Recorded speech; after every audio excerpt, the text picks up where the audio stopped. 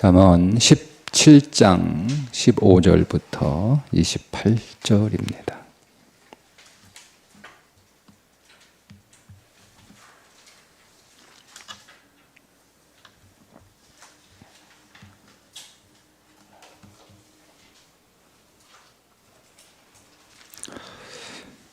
악인을 의롭다 하고 의인을 악하다 하는 이 두 사람은 다 여호와께 미움을 받느니라.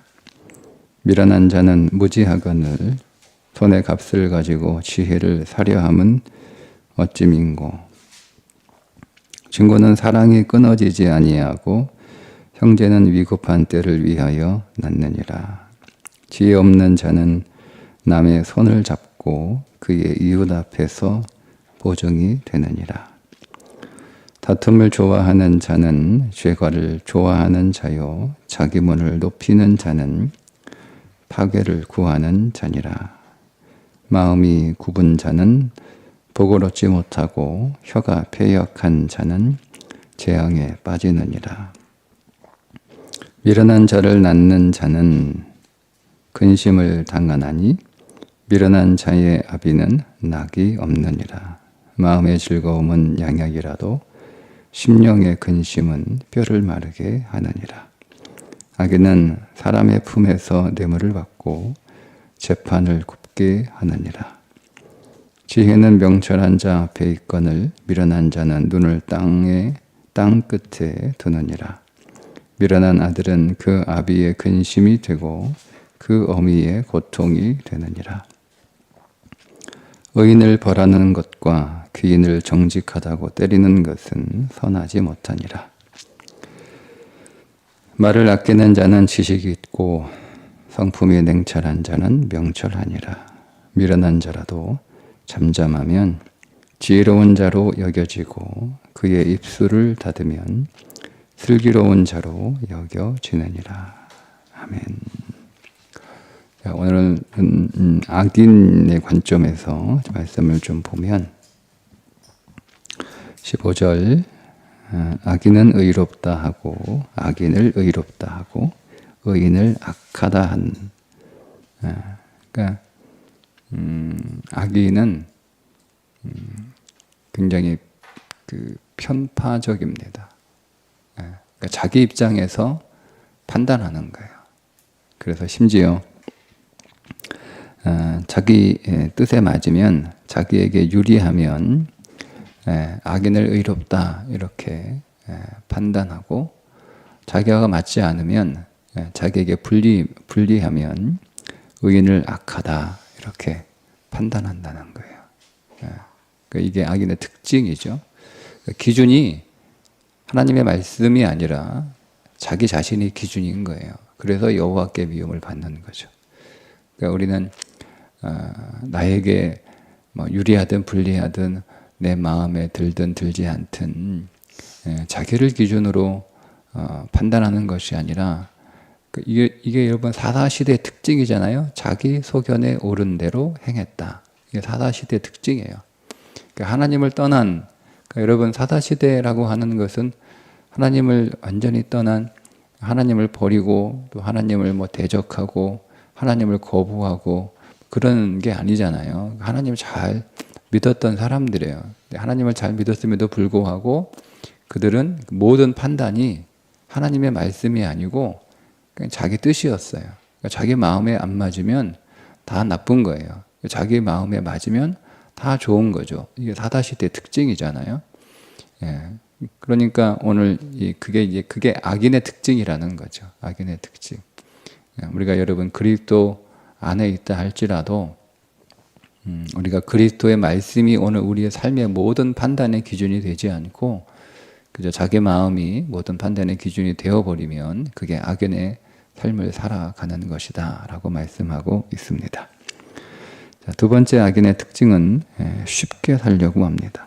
미련한 자는 무지하거늘 손에 값을 가지고 지혜를 사려 함은 어찌민고. 지혜를 돈 주고 사겠다는 거예요. 그러니까 이 말은 일을 쉽게 해결하겠다는 뜻입니다. 그러니까 이게 악인의 특징이에요. 지혜는 그렇게 쉽게 얻을 수 있는 게 아니잖아요. 지혜는 돈 주고 살 수 있는 게 아니에요. 여러분, 믿음은 돈 주고 살 수 있는 게 아니에요. 쉽게 얻어지는 거 아니에요. 근데 이거를 이제 쉽게 얻으려고 하는 게 악인의 특징이라는 거죠. 일도 쉽게 해결하려고 하고, 심지어 믿음조차도, 성경에 나오는 것처럼 성령조차도 돈 주고 살려고 하는, 그게 악인의 특징이에요. 그러니까 이것은 좀 적용을 하면 모든 일을 좀 쉽게 해결하려고 하는 거예요. 어제 말씀 나온 것처럼 뇌물을 주면 일이 잘 풀리니까 정석대로 가지 않고 그 뇌물을 줘서 일을 쉽게 하려고 하는 것처럼, 그게 악인의 특징입니다. 쉽게 인생을 살아가려고 하는 거죠. 17절의 악인의 특징은 관계를 중요하게 생각하지 않습니다. 친구는 사랑이 끊어지지 아니하고 형제는 위급한 때를 위하여 낳느니라. 이게 관계라고 하는 것은 굉장히 중요한 요소인데, 성경은 관계를 매우 중요하게 다루고 있어요. 성경 전체 창세기부터 요한계시록까지 모든 내용을 딱 하나로 정리해라 그러면 그게 사랑이잖아요. 그죠? 근데 사랑은 대상이 있어야 되는 거잖아요.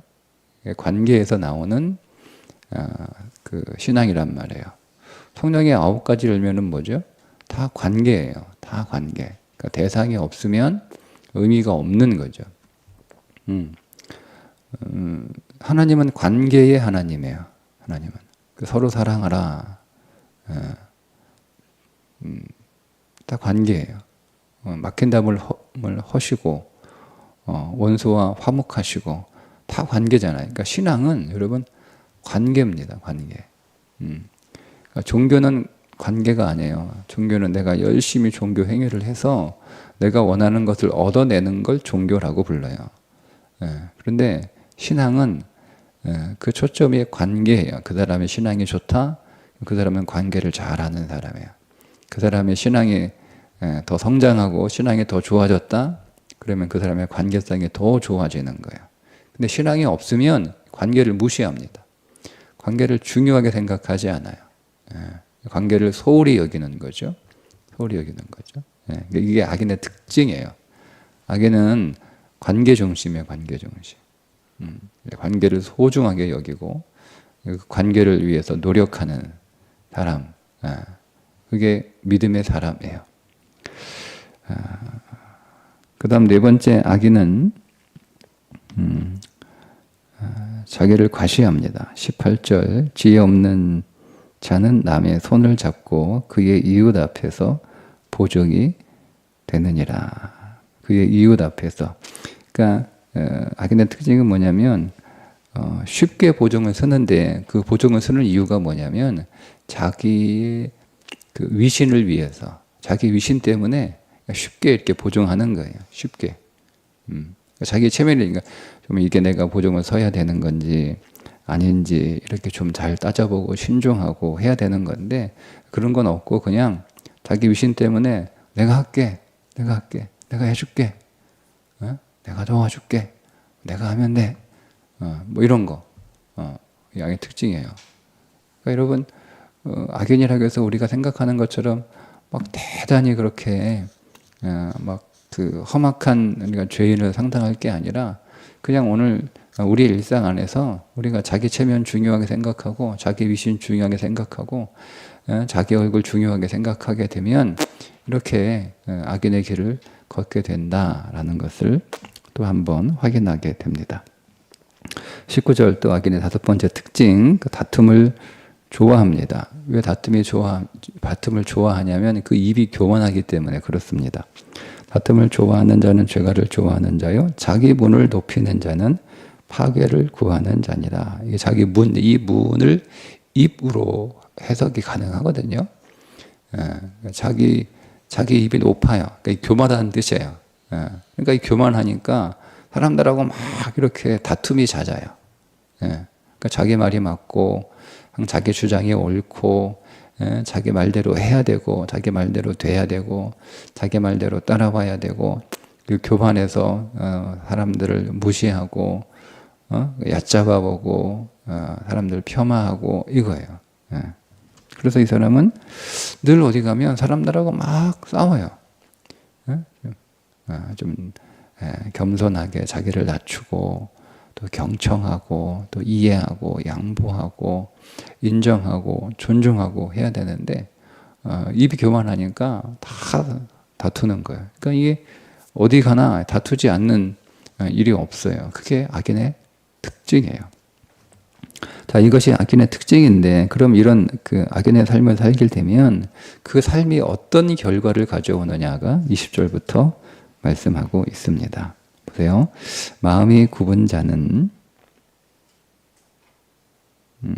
복을 얻지 못하고 혀가 패역한 자는 재앙에 빠지느니라. 마음이 굽어 있어서 그 사람은 말로 다 엎어버리는 거예요. 혀가 패역하다, 이 말은 이 패역하다는 여기 단어는 진상을 거꾸로 뒤집어 엎다 이런 뜻이거든요. 그러니까 말로 다 엎어버려요. 스스로 다 그 앞에 사라진 그 좋은 밥상들을 다 엎어버리는 거예요. 좋은 것이 있어 다 엎어버리는. 그러니까 결국 모든 것들을 다 이렇게 스스로 다 모든 것들을 나쁘게 만들어요. 스스로 불행을 자초하는 거예요. 스스로 화를 자초하는 삶의 결과를 얻게 된다는 거죠. 자, 그 다음 21절. 악인은 결국 아무런 즐거움이 없는 삶을 살아가게 됩니다. 미련한 자를 낳는 자는 근심을 당하나니 미련한 자의 아비는 낙이 없느니라. 즐거움이 없어요. 다 자기가 기준이 되고 자기 마음에 맞아야 되고 자기 마음대로 사는데 쉽게 살려고 쉬운 길로 가는데, 편안한 길로 가는데 즐거워야 되잖아요. 자기 마음대로 하면 즐거워야 되는 거잖아요. 근데 악이 없어요. 악이는. 22절. 근심이 너무 많아서 뼈가 마를 정도로 근심이 많아요. 자, 마음의 즐거움은 양약이라도 심령의 근심은 뼈를 마르게 하느니라. 그러니까 낙이 없는 정도가 아니죠. 너무 근심이 많아서 뼈가 마를 정도로 그렇게 큰 근심 속에서 살아가게 되는 것이 악인의 삶의 결론이다. 자, 23절에 보면 악인은 왜곡된 삶을 살아갑니다. 악인은 사람의 품에서 뇌물을 받고 재판을 굽게 하느니라. 그러니까 그의 삶 전체가 다 왜곡됐어요. 다 신실된 게 없고 올바른 게 없고 온전한 게 없고 다 틀어진 거예요. 다 비틀린 거예요. 다 왜곡된 거예요. 삶 자체가. 그렇게 되니 그의 삶은 허망할 수밖에 없는 거죠.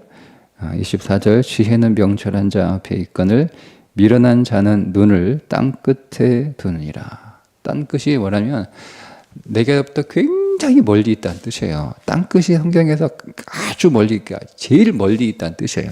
그러니까 그의 눈은 바라보는 건 소망이잖아요. 그러니까 소망이 저 멀리 있어요. 소망을 잡으려고 가면 소망은 또 더 그만큼 앞으로 가 있고, 또 잡으려고 가면 또 그 소망은 또 땅 끝에 가 있고, 또 그 다가가려고 또 가면 다시 소망은 또 땅 끝에 가 있고, 그죠?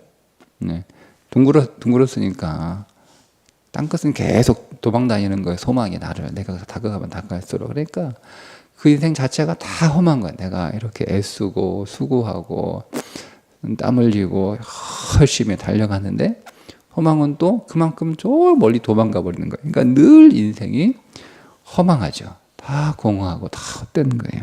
그게 악인의 삶의 결론입니다. 자, 25절. 심지어 그 악인의 삶은 부모의 근심과 고통, 그러니까 자기 자신만 근심하고 자기 자신만 고통스러운 삶이 되는 게 아니라 그의 부모, 그러니까 그 옆에 있는 모든 사람들, 부모는 그 옆에 있는 모든 주변인들을 대표하는 사람이에요. 모든 주변인들이 그로 인하여 다 그와 가까운 사람들이겠죠. 다 근심, 고통 가운데 거하게 되는 거죠. 미련한 아들은 그 아비의 근심이 되고 그 어미의 고통이 되느니라. 자, 26절 마지막.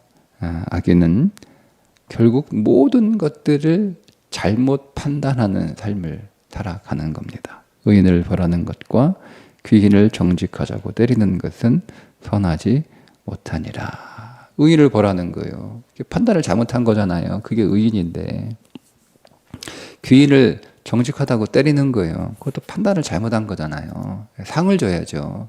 칭찬을 해야죠. 그러니까 상을 주고 칭찬을 해야 될 사람을 벌을 주고 따귀를 때려요. 그러니까 다 판단을 잘못해요. 판단을 잘못해. 이게 악인의 삶이에요. 왜? 자기가 판단하니까. 자기 마음이 기준이 되니까 그의 모든 판단은 다 잘못되는 거예요. 이게 악인의 삶의 결론입니다. 그러면 우리는 이 악에서 떠나야 되고,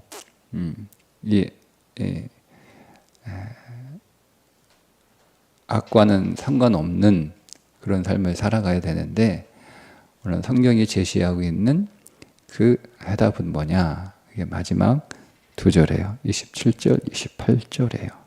말을 아끼는 자는 지식이 있고 성품이 냉철한 자는 명철하니라. 미련한 자라도 잠잠하면 지혜로운 자로 여겨지고 그의 입술을 닫으면 슬기로운 자로 여겨지느니라. 그러니까 무슨 말을 해야 될지 모르겠으면 그냥 입 닫고 있으면 되는 거예요. 가만히 있으면 되는 거예요. 적당한 말, 때에 맞는 말을 잘 모르겠으면 가만히 있으면 되는 거예요. 그러니까 뭔가를 말을 하려고 하면 자꾸 우리가 실수하게 되고, 그냥 할 말 없으면 가만히 있으면 되는 거잖아요. 근데 뭐라도 얘기해야 된다라고 생각하니까 가만히 있는 게 좀 어색하니까 입을 떼거든요. 그러니까 문제가 생긴다는 거예요. 오늘도 악인의 삶에 19절도 보죠. 입이 교만하기 때문에 다툼을 좋아하게 되는 거잖아요. 자, 20절을 보세요. 말 때문에 말 한마디로 자기 인생을 다 엎어버리는 거잖아요. 모든 문제가 마음에서 시작이 되는데 그 마음이 어떠한지는 그의 입술을 통해서 표현되는 거예요. 그러니까 우리의 언어는 우리의 마음의 가장 1차적인 표현이에요. 말이 그 사람의 마음을 드러내는 거예요. 그러니까 행동을 하기 전에 먼저 말이 나오는 거죠. 그러니까 마음이 행동을 만들지만 결국 그 마음이 어떠한지는 그 말을 통해서 드러나게 되고 그 말이 그 사람의 다음 행동을 예측하게 해주고 그러면 그 말은 그 사람의 인생을 예측해 주는 거예요. 그러니까 우리는 우리의 인생이 어떻게 될지 우리 잘 모르잖아요. 내가 내일이 어떻게 될지 내 인생의 미래가 우리 모른단 말이에요. 근데 그거를 예측하는 게 있어요. 우리는 마음도 잘 보지 못하니까 우리는 우리 마음에 대해서 많이 잘 이렇게 자기 마음에 많이 속고 누구도 자기 마음을 정직하게 보는 사람은 없으니까 또 우리 마음을 들여다보기가 쉽지 않아요. 근데 우리가 말하는 건 우리 귀로 듣는 거잖아요. 그러니까 내가 하는 말을 유심히 들어보면 내 마음이 어떠한지도 알고 그리고 그 말은 우리의 행동을 또 결정하기 때문에 내가 이렇게 말하는 것을 보니 내 미래가 이렇게 될 것이다 라고 예측할 수 있어요. 여러분 이게 감사한 거 아닌가요? 내가 말하는 걸 보니까 내 미래가 이렇게 되겠구나 이게 예측이 되니까 우리는 빨리 회개하고 그 말을 교정하면 되는 거예요. 그죠? 그러니까 여러분 우리가 내일 일은 날 모르지만 오늘 우리의 말이 내일의 나의 내일을 예측해 주는 것이기 때문에 그 말을 잘 이렇게 들여다보면 되는 거예요. 근데 오늘 말씀이면 말을 잘해라 이런 말씀이 아니고 기본적으로 무슨 말을 해야 될지 모르겠으면 일단은 말에 절제하면 된다는 거예요. 절제하는 거예요. 말을 절제해야 되는 거예요. 우리가 마음을 잘 다스리는 것이 쉽지 않아요. 쉽지 않은데 우리가 마음을 다스리는 그 시간이 많이 걸리는 일이잖아요. 그러나 우리가 말은 절제할 수 있잖아요. 무슨 말을 해야 될지 잘 모르겠으면 그냥 말 안 하면 되는 거예요. 말 안 하면 되는 거예요. 입 침묵하고 있으면 되는 거예요.